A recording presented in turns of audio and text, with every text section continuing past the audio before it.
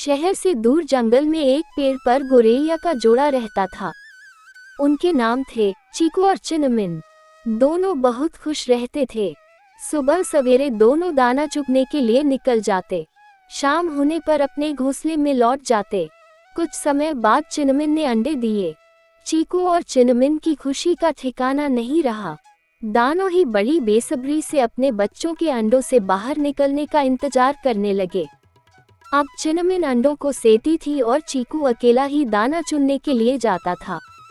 एक दिन एक हाथी धूप से बचने के लिए पेड़ के नीचे आ बैठा।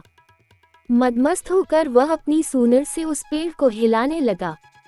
हिलाने से पेड़ की वह डाली टूट गई जिस पर चीकू और चिनमिन का घोंसला था।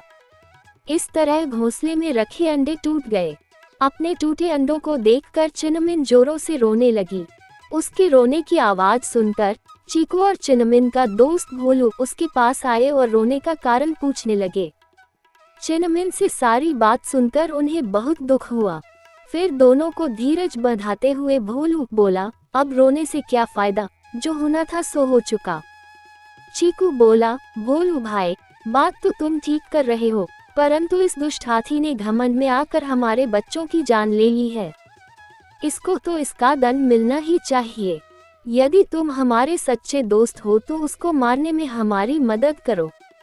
ये सुनकर थोड़ी देर के लिए तो भोलू दुविधा में पड़ गया कि कहाँ हम छोटे छोटे पक्षी और कहाँ वह विशालकाय जानवर। परंतु फिर बोला, चीकू दोस्त, तुम सच कह रहे हो। इस हाथी को सबक सिखाना ही होगा। अब तुम मेरी अक्ल का कमाल देखो। मैं अपनी दोस्त वीना मक्खी को बुला कर लाता हूँ। इस काम में वह हमारी मदद करेगी।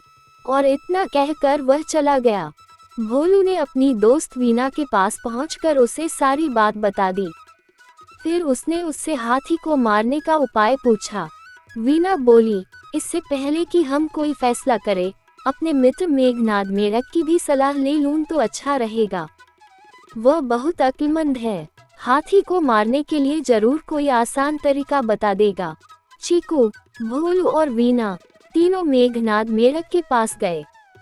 सारी बात सुनकर मेघनाद बोला, मेरे दिमाग में उसे मारने की एक बहुत ही आसान तरकीब आई है। वीना बहन, सबसे पहले दोपहर के समय तुम हाथी के पास जाकर मधुर स्वर में एक कान में गुंजन करना। उसे सुनकर वह आनंद से अपनी आंखें बंद कर लेगा। उसी समय भोलू अपनी तीखी चोंच से उसकी दोनों आंखें फोड़ देगा। इस प्रकार अंधा होकर वह इधर उधर भटकेगा। थोड़ी देर बाद उसको प्यास लगेगी, तब मैं खाई के पास जाकर अपने परिवार सहित जोर जोर से टर की आवाज करने लगूंगा। हाथी समझेगा कि यह आवाज तालाब से आ रही है। वह आवाज की तरफ बढ़ते बढ़ते खाई के पास आएगा और उसमें जा गिरेगा और खाई में पड़ा पड़ा ही मर जाएगा। सबको मेघनाद की सलाह बहुत पसंद आई। जैसा उसने कहा था, वीना और भोलू ने वैसा ही किया। इस तरह छोटे छोटे जीवों ने मिलकर अपनी अक्ल से हाथी जैसे बड़े जीव को मार गिराया और फिर से प्यार से रहने लगे।